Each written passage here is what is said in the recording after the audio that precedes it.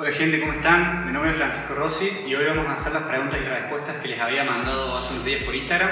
Estoy acá con Valen de Marchi, mi invitado. Y bueno, vamos a empezar leyendo una por una y vamos a ir respondiendo cada uno a las preguntas que fuimos eligiendo. Elegimos 20 preguntas en total, 10 cada uno. Así que bueno, adentro del video, espero que les guste. Bueno, vamos con la primera pregunta para Fran y es la siguiente. ¿Es conveniente conseguir la extraer con forma perfecta desde el principio o recomendás sacar la caseta y de ahí corrigiendo la postura? Bien. Bueno, yo pienso que desde un principio es muy poco probable que la saquemos con postura perfecta. Lo más normal sería sacarla un poco caseta o con algunos errores de alineación, flexión de cadera, pérdidas en sí de protracción y demás, porque justamente estamos sacando el elemento. Y en una etapa inicial como esa es normal tener errores en cuanto a postura. Lo que yo siempre promulgo y lo que les enseño a mis alumnos es que independientemente de que tengas o no la postura, por ejemplo la extraer en este caso, que vos practiques las regresiones o las progresiones anteriores con buena activación. Es decir, aprender cómo tenés que posicionar el hombro en depresión y protracción, de qué forma tenés que intentar involucrar el serrato, cómo involucras el bíceps, cómo es el posicionamiento que tenés que tener, el abdomen, qué tanto activo lo vas a tener, qué tanto no, y además para que esas activaciones musculares se vayan pasando de progresión a progresión para que corras el menor riesgo de lesión posible y que vayas siempre trabajando la musculatura que vos querés involucrar en esa postura final. Bueno, pregunta número 2, también para Fran ahora, y es estáticos en one leg o a una pierna, como progresión, ¿lo recomendás?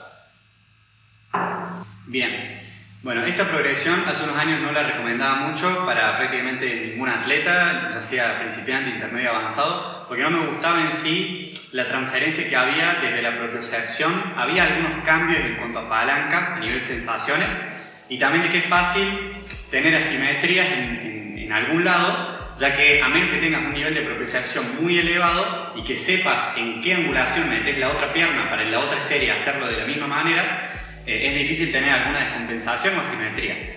Ahora, yo a día de hoy estoy empleando algunas progresiones en one leg para algunos ejercicios para meter un poco más de volumen.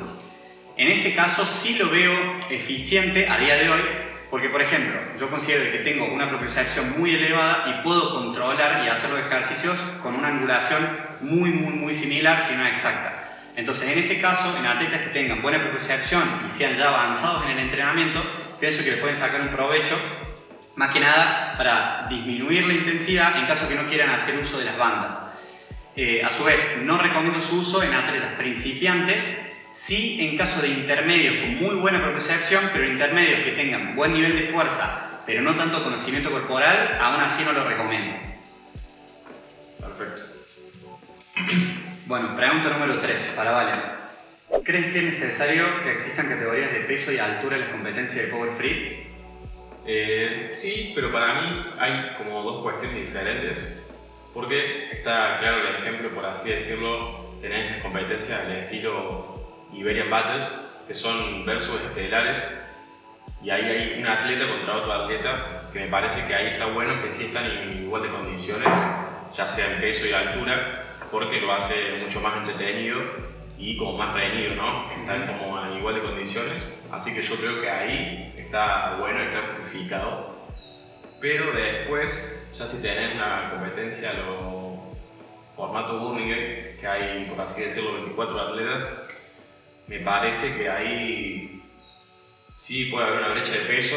Convengamos que igualmente no es tan excesiva, no es que van a tener a alguien que pese 60 y otro 100 kilos, pero para mí en ese formato no es necesario. Entonces, sí, está bueno que haya un poco de las dos, me parece. Sí, está bueno que esté equilibrado de esas dos formas y siento que ya está como pactado un poco así. Así que siento que está bueno en ciertos casos como esto, como Iberian Battles, y si no después en el otro formato no lo veo tan necesario. Yes. Ok, pregunta número 4 para Fran. ¿En qué puede beneficiar el levantamiento de pesa a los estáticos? Bien. Bueno, esta es una pregunta que me estuvieron haciendo mucho, ya que como estuvieron viendo hace poco empecé a hacer gimnasio también, a complementar calistenia con gimnasio. Puntualmente es el primer mesociclo que estoy haciendo, así que todavía no les puedo compartir tanto desde mi experiencia, pero sí desde mis estudios, y que básicamente no es una cuestión mágica ni nada de que sea totalmente necesario o obligatorio o que te va a permitir mejorar más que si no lo hicieras, solamente de que el plus que tiene el levantamiento de pesas sobre el entrenamiento convencional de calistenia es que es mucho más fácil de cuantificar las cargas. Como por ejemplo, por darles un ejemplo, al hacer nosotros un curl de bíceps declinado, que sería con el banco echado hacia atrás, el bíceps bien hacia atrás, extendido, y desde ahí hacer un curl, vamos a poder empezar, por ejemplo, con mancuernas de 5 kilos, después pasar a 7,5, 10 kilos, 12,5 y así progresivamente a medida que nos vayamos haciendo más fuertes. En vez, por ejemplo, un ejercicio muy parecido, el efecto, que estaría con un ángulo muy similar, lo podemos ir modificando con el uso de bandas o apoyando los pies en el piso y ayudándonos un poco más o un poco menos, pero empieza a jugar mucho la propiocepción y el control que tiene uno mismo y de la percepción que tenés en un día, que a lo mejor no es la misma que tenés en otro día. Entonces empieza a haber como un poco de asimetrías o irregularidades en cuanto a la carga que está expuesta a un músculo particular, entonces podés correr un poco más de riesgo de lesión en este caso, en caso que el efecto en un día es demasiado fuerte sin haber controlado bien en ese día por lo propio. Y tenemos una forma de traquear o un seguimiento mucho más preciso con pesas en este tipo de ejercicios. Ahora, hasta el día de hoy yo nunca había hecho pesas, entonces no es para nada necesario al 100% utilizar pesas para mejorar. De hecho, si no me equivoco, Valen tampoco entrena mucho con pesas. No.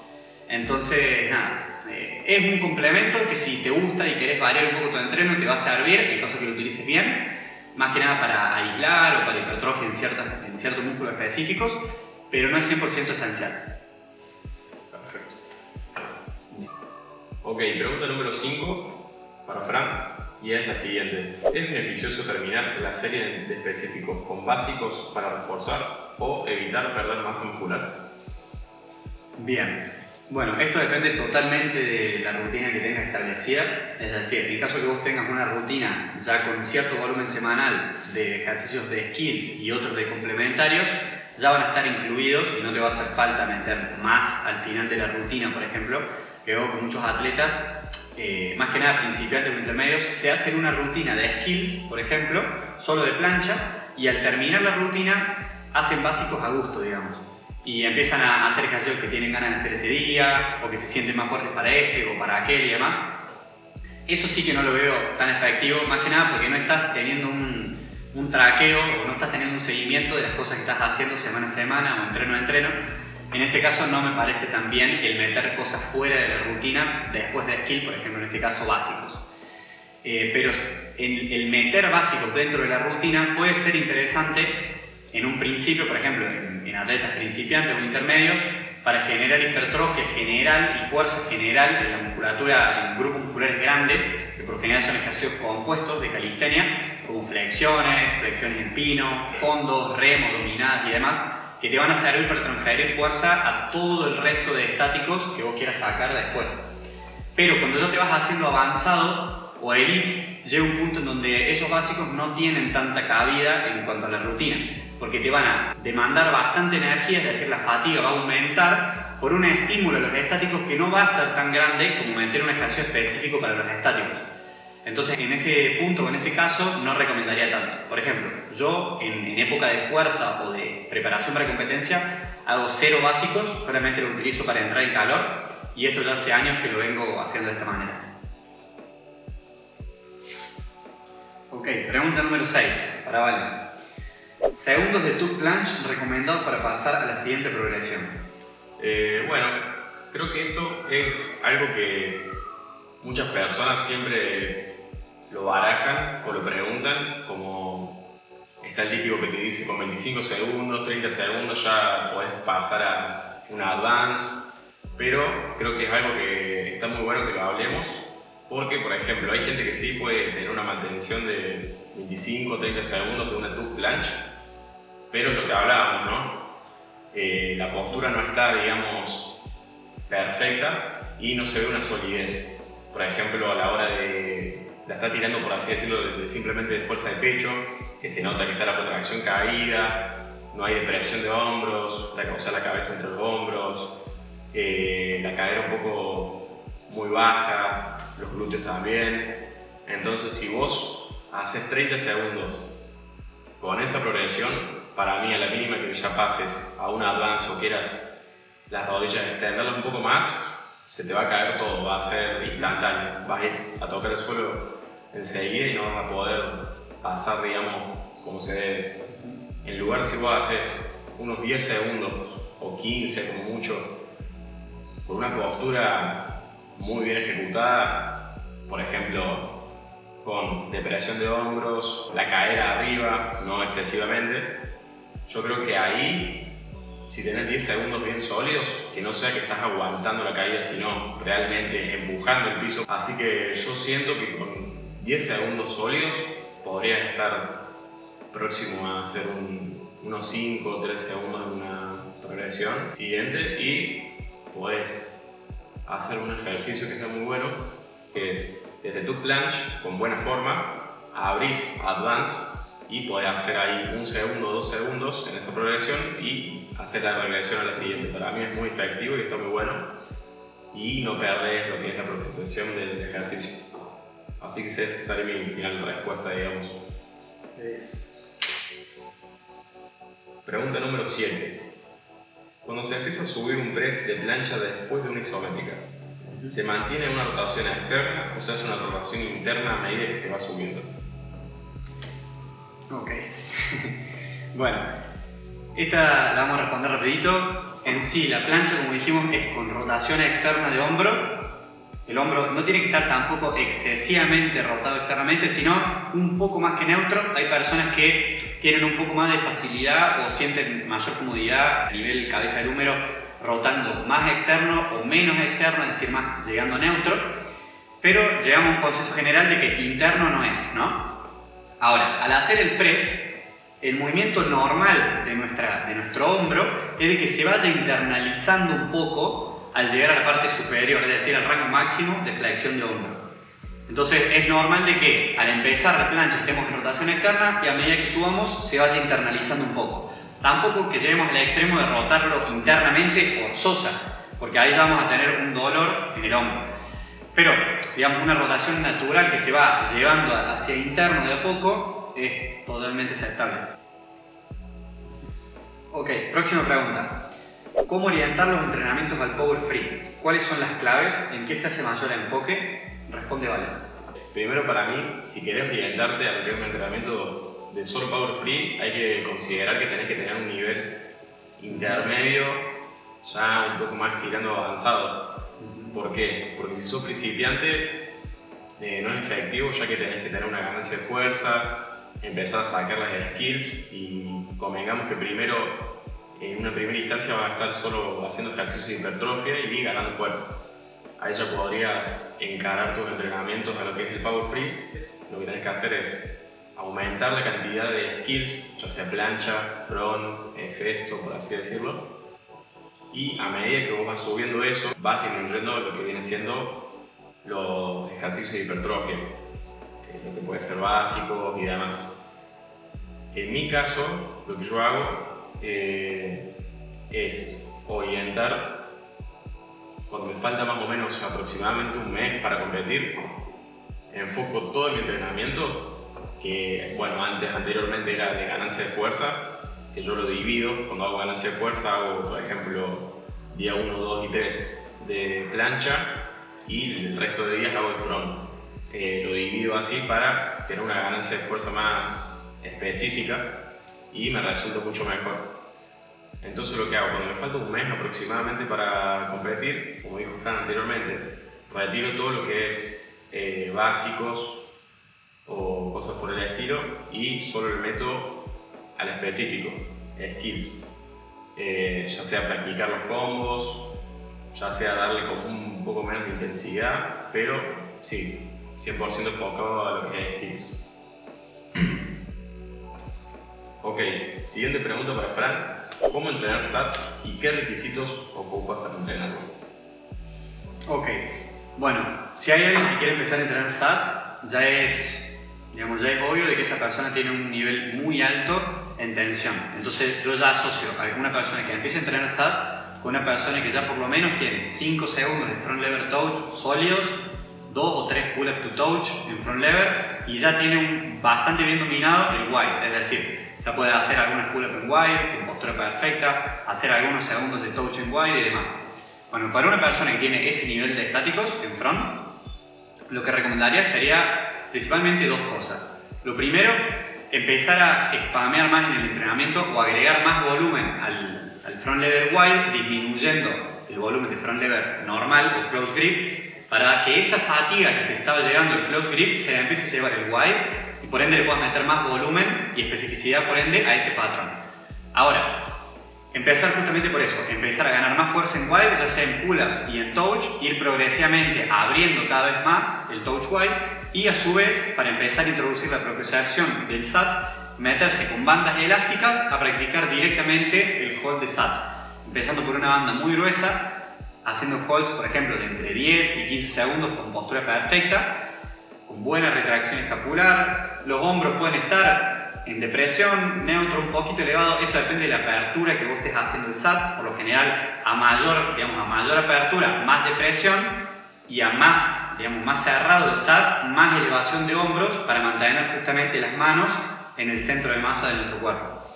Pero bueno, independientemente de eso, justamente esas dos claves. Uno, trabajo de wide sin banda, ya sea pull-ups y touch, y por otro lado, SAT directamente con bandas. Ok, vamos con la siguiente pregunta para Fran y es la siguiente. ¿Cómo puedo entender la activación del cerrato? Bien, bueno, el cerrato es un músculo fundamental para el entrenamiento de calistenia en general, pero más que nada enfocado a plancha, ya que es el músculo encargado de la protracción. Hay otros músculos también, como por ejemplo el pectoral menor, pero el cerrato es con diferencia el más fuerte e importante en esta categoría. También ayuda un poco a la depresión, ayuda a que la escápula no se ale, digamos, a que no se separe de la parrilla costal, sino que quede plana y pegada, que no se note, digamos, en la plancha cuando se ve de adelante cómo tiene las escápulas hacia arriba y hacia afuera.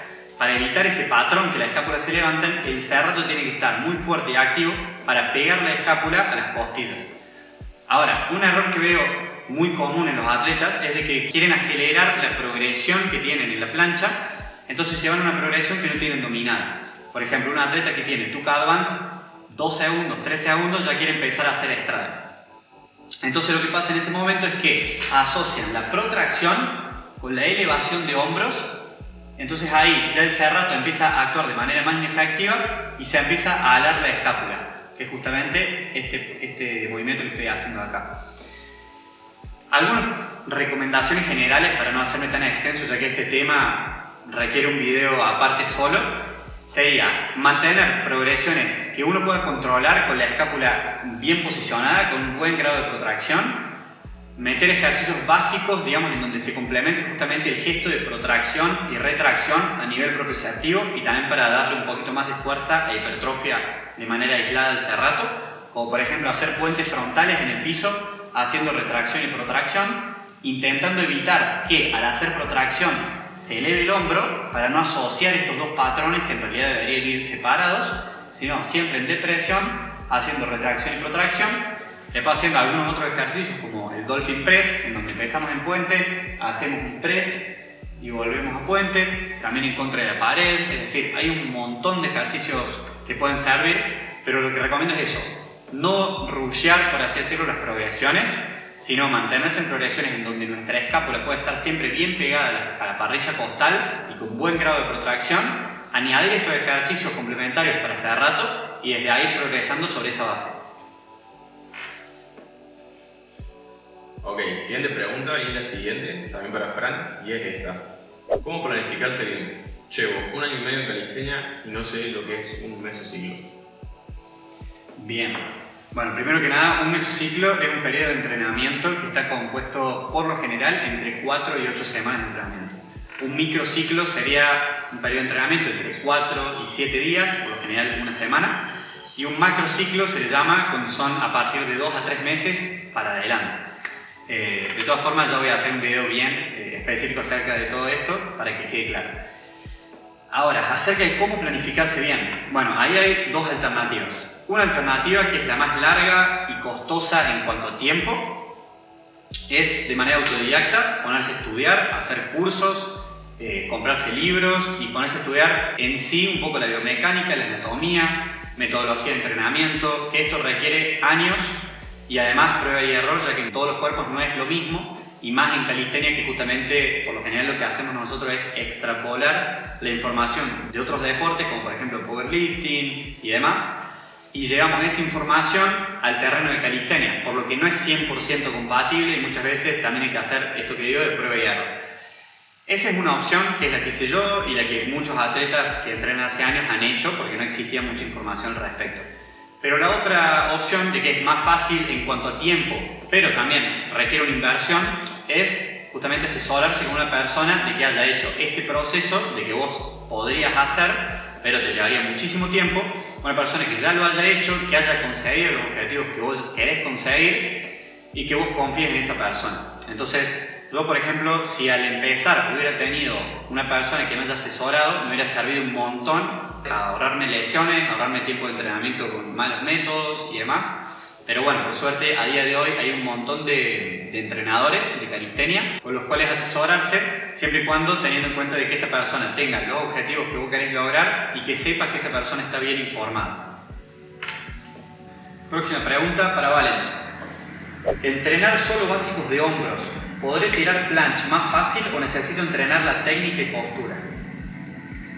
Bueno, yo creo que acá es, si una persona solo hace básicos, ya sea handstand push-ups, 9 degree, todo lo que tenga relacionado a básicos, ganancia de fuerza de hombros, va a mejorar obviamente, pero en los ejercicios básicos, capaz que aumentas reps, algunas personas le agregan peso, pero para mí te va a servir tener una buena base de fuerza, sobre todo si sos principiante, para tener y adquirir mejor lo que viene siendo los ejercicios básicos de skill, por así decirlo. No sé, una tuck planche. Hay personas que si ya tienen bastante fuerza y buena propia pueden tener incluso una advance, pero para mí, si querés una planche, tenés que darle a la plancha. O sea, tenés que justamente darle a estos ejercicios, ir sacando las progresiones y obviamente sí, darle a los básicos, pero tenés que meter estas cargas, porque si no tu cuerpo no lo va a entender, por así decirlo, porque convengamos que la calistenia tiene un factor muy importante que es la propiocepción. Vos podés tener la fuerza, pero si no sabes cómo aplicarla, no te va a servir. Convengamos que tenés que ser consciente de cómo está tu cuerpo sin verlo, por así decirlo.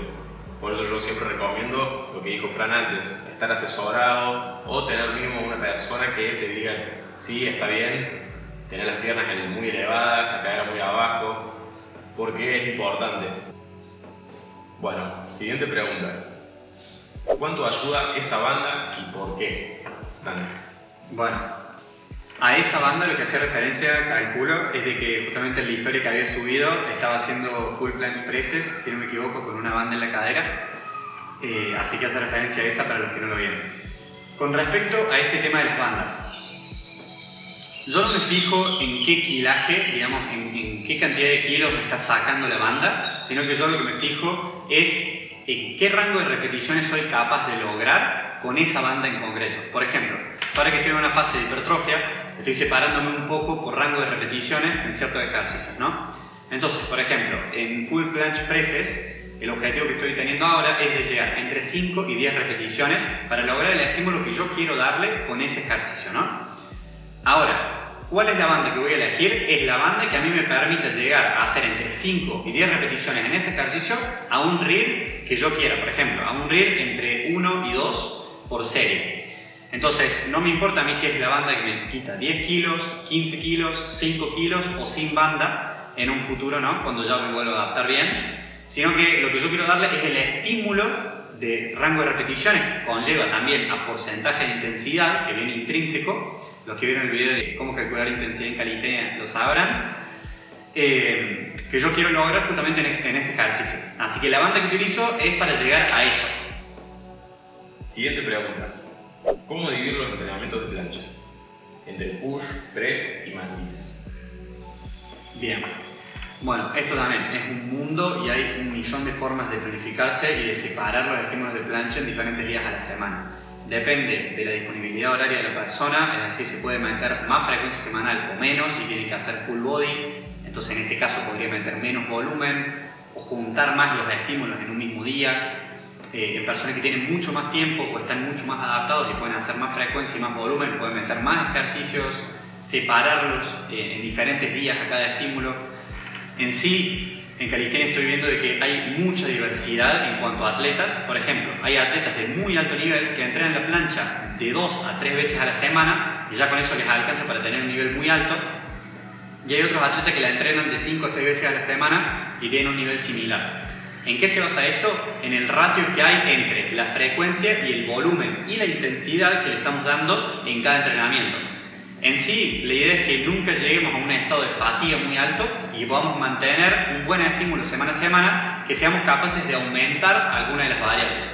Por lo general, para la fuerza se recomienda aumentar la intensidad. Por ejemplo, hacer un ejercicio un poco más difícil o, en caso que estemos haciendo con banda, ir progresivamente disminuyéndole la tensión de la banda o pasar una progresión más adelante y demás, ¿no?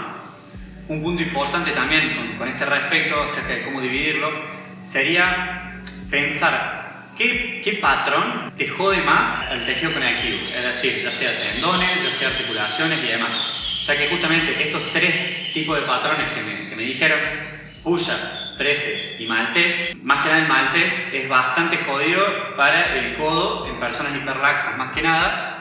Y bueno, hay que aprender a darse cuenta cuál ejercicio o qué patrón de ejercicio te jode más a las articulaciones para poder separarlo de manera inteligente de uno a otro. Por ejemplo, si sabes de que los presses de plancha y el hold de maltés te generan bastante carga articular, no te conviene meterlos en el mismo entrenamiento ni en el entrenamiento subsiguiente, sino que a lo mejor te conviene hacer uno el lunes, otro el viernes y entre medio hacer un entrenamiento de push-up, por ejemplo, para darle ese reposo o ese descanso al tejido conectivo para que se empiece a recuperar. Ahora, en personas de que no tienen este problema, pueden empezar a jugar dependiendo qué sienten que le da el mayor estímulo o qué sienten de que pueden combinar mejor sin llegar tanta fatiga en el mismo entrenamiento. Hay personas de que les sirve mucho, por ejemplo, combinar presses y hold para hacer todo lo que es palanca a brazos rectos y separar en otro día todo lo que es push o fuerza a codo flexionado, que sería push-up de plancha, 90 degrees, algunos ejercicios complementarios y demás. Pero bueno, como digo, esto también incluye bastante prueba y error y lo que sirve para cada uno. No hay un método perfecto que le sirva a todos. A grandes rasgos, esa es mi opinión. Pregunta para Vale. ¿Sirve entrenar bíceps específicamente como adicional a tu entrenamiento? Como servir, para mí sirve, sí. Pero si ya en tu entrenamiento o tu rutina ya tenés las cargas adecuadas para lo que es el bíceps, que yo considero también por lo que vi en el video de Fran, que explicaba que justamente hay que tener cuidado con la intensidad en la que le das y el volumen. Entonces yo siento que sí, en las cargas de tu entrenamiento, en mi caso por así decirlo, tengo plancha supina, tengo press, tengo bastantes ejercicios y creo que están bastante distribuidos bien. En mi caso tengo 2 estímulos, lo que le doy específicamente al bíceps, en los cuales no llevo a una fatiga o una sobrecarga. ¿Por qué? Porque si yo le doy más estímulos, por así decirlo, porque sí o porque siento que va a ser la mejor forma para ganar fuerza, lo más probable es que la semana siguiente, en algún momento del entreno, sienta esa sobrecarga y me va a dar ya sea un pinchazo, un tirón o una molestia que no me va a permitir. Ya me ha pasado y por eso yo siempre tengo cuidado, sobre todo a la hora de meterle carga con peso, como en el ejercicio de Zanetti Press. Yo creo que sí está bueno darle un estímulo de específico, pero no darle un sobreestímulo, porque es muy probable que tengas una sobrecarga y eso te conlleva una lesión. Próxima pregunta. ¿Qué etapa del meso o macro se dedica a combos o se hace en cada entrenamiento? ¿Querés empezar vos, Vale? En mi caso, los combos no forman parte dentro de todo el año, no me mantengo a base de combos, por así decirlo, como si lo hacen a otros atletas. A mí no me sirve. no progreso de una forma buena y siempre tuve molestias a la hora de practicar esto. Así que en mi caso, yo me mantengo durante todo el año siempre con ejercicios de ganancia de fuerza, y cuando estoy en un periodo pre-compe, ahí sí bajo las cargas y mantengo ejercicios de intensidad, pero de skill únicamente, y sí hago combos, pero no que me lleven al fallo. Siempre combos intensos, depende del día, ¿no? Y qué tan cerca esté de la competencia. Así que mi respuesta sí sería esa. Bien. Bueno, lo mío es bastante similar en realidad. Yo también me mantengo casi todo el año haciendo ejercicios de ganancia de fuerza, más que ejercicios de ganancia de fuerza, rutinas de ganancia de fuerza o mesociclos orientados a eso, sin incluir tantos combos. Más que nada tengo el mismo problema que Valen. Yo, al incluir combos, más allá que sean de corta duración y alta intensidad, o duración moderada con intensidad moderada, o más largos con menos intensidad, a mí particularmente me fatigan bastante, tanto a nivel sistema nervioso central como a nivel articular y demás. Entonces no veo mucho beneficio en cuanto a eso, ya que ese sería un estímulo más puntual para la fuerza-resistencia, no tan específico para la fuerza. Entonces, en mi caso, de que yo casi siempre estoy queriendo subir el nivel de fuerza como atleta, me mantengo la mayor parte del tiempo en esa etapa. Ahora, por ejemplo, estoy en hipertrofia, pero es muy casual de que estoy haciendo esto. Y cuando ya se empieza a acercar a la competencia, ahí sí le empiezo a dar un estímulo más específico hacia la fuerza-resistencia. Yo puntualmente empiezo 3 meses antes a introducir algunos combos que, digamos, sigo manteniendo ejercicios de intensidad, como comentaba Valen, para mantener esas adaptaciones de fuerza máxima, pero poco a poco, a medida que se va acercando la competencia, por ejemplo ya el segundo mes, al último mes antes de la compe, empiezo a quitar esos ejercicios de fuerza y mis entrenos ahí sí se basan puramente y exclusivamente en combos, justamente porque va a ser lo más específico que puedo hacer de cara a la competencia. En este caso disminuyo la frecuencia, ya que estoy aumentando la dificultad del entrenamiento y la carga por ende. Entonces, para que mi cuerpo se recupere bien y que no esté tan expuesto a una lesión, bajo la frecuencia de entrenamiento, el volumen de entrenamiento en general, justamente por esta subida de intensidad que estoy teniendo. Y bueno, básicamente eso. Próxima pregunta. ¿Crees que es buena idea juntar el entrenamiento de hipertrofia y skills siendo principiante e intermedio? Ok, para mí, principiante, por experiencia personal, también yo recomiendo solo hacer ejercicio de hipertrofia. ¿Por qué? Porque si metes skills, probablemente no tengas la fuerza necesaria como para poder desarrollarlas adecuadamente. Seguramente la vas a hacer con mala postura o la vas a forzar demasiado las articulaciones y vas a terminar en frustración porque no te va a salir como vos querés. En una lesión va a ser muy contraproducente para mí. Entonces yo sí dedicaría exclusivamente a un nivel principiante, sí. Todo lo que es ejercicio de hipertrofia también hay que ver tu nivel específico, ¿no? Y si ya estás en lo que es un nivel intermedio, ahí sí ya se recomienda meter ejercicios de hipertrofia y skills de manera progresiva, obviamente. Bueno, anteúltima pregunta para Fran. Me gustaría saber en qué semana debo hacer la descarga. Bien. Bueno, tengo un video en una historia destacada de Instagram acerca de entrenamientos, en donde hablo específicamente de la descarga y de los dos tipos más famosos que hay, que son la descarga según sensaciones y la descarga estructurada o prepautada, digamos.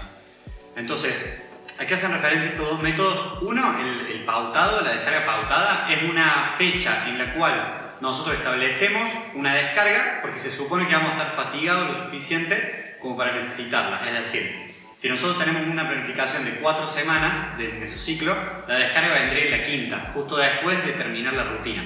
Pero hay otras personas que optan por una opción más autodidacta, que sería según sensaciones. Entonces, en este caso, las personas van entrenando, van pasando las semanas, y cuando ya sienten un bajón en el rendimiento, que ya sienten que han acumulado bastante fatiga, que empiezan a experimentar síntomas de sobreentrenamiento, o por ejemplo, pérdida de apetito, falta de sueño o problemas en la conciliación del sueño, despertarse a mitad de la noche, no tener ganas para entrenar, que te duela demasiado la musculatura, ya empezar a sentir algunos dolores en tejidos conectivos y demás, ese momento es el que aprovechan para hacer una descarga. Ambas opciones son factibles y son viables. De hecho, la literatura científica se ha encargado de estudiar más que nada la metodología pautada, ya que es muy difícil evaluar de manera subjetiva cuándo una persona necesita una descarga si vos no sos esa persona, ¿no? Entonces, bueno, Ambas metodologías son muy buenas, pero yo recomiendo en personas muy avanzadas que sigan según sensaciones, ya que van a conocer su cuerpo mejor que nadie y probablemente por diferentes circunstancias en la cuarta semana pueden estar todavía bien como para hacer una semana más de entrenamiento antes de hacer descarga y por ende esa descarga que van a meter ahí van a estar perdiendo una semana de entrenamiento efectivo, por ejemplo. Pero en principiantes de que muchas veces no saben cómo gestionar también la fatiga, setear un marco en el cual tengan que hacer carga y en el cual tengan que hacer descarga es muy bueno para empezar a entender su cuerpo y empezar a planificar de manera más inteligente los mesociclos, para que lleguen al final de esa planificación con la fatiga suficiente como para necesitar una descarga. Bueno, última pregunta para Vale. 7 años entrenando y no consigo mejorar la protracción en plancha. ¿Me resigno a pensar que mejorará? Ok, para mí lo ideal es no tenés que resignar a que no va a ser posible. Ya sea que lo tenés como un objetivo o tu propósito es quiero sacar la plancha. Para mí está dentro del entrenamiento también lo que es el mental, ¿no?, de cada uno. Y si vos querés conseguirlo es muy factible. Capaz que no estás siguiendo los pasos correctos para hacerla, capaz que justamente no tenés lo que es la propiocepción, que no está mal y no sos culpable de eso porque nunca se enseñó. Pero para mí lo ideal, si hace ya tanto tiempo que estás entrenando y no lo conseguís, es justamente decir, por ejemplo, che, mira, voy a invertir en alguien que me asesore, alguien que me haga una rutina, alguien que vea cómo hago las cosas, ya sea personalmente o ya sea vía online, porque ahora es muy factible con videos, lo que sea, es muy fácil de corregir y creo que si ya tenés 7 años entrenando, tenés una muy buena base de fuerza o lo que sea, o disciplina, incluso si hace 7 años que estás entrenando, solo te está fallando el factor de asesoría para mí. Bueno gente, hasta aquí el video de hoy. Muchas gracias para los que se quedaron hasta el final y muchas gracias también a la gente que aportó con preguntas. La verdad estuvieron muy buenas, muchas interesantes. Optamos solamente por responder 20 porque la verdad era imposible responder todas las que nos mandaron. Agradecemos por eso y en un futuro vamos a volver a hacerlo en caso de que les haya gustado. Así que bueno, muchas gracias Valen por estar, un genio, y espero que lo hayan disfrutado. Nos vemos.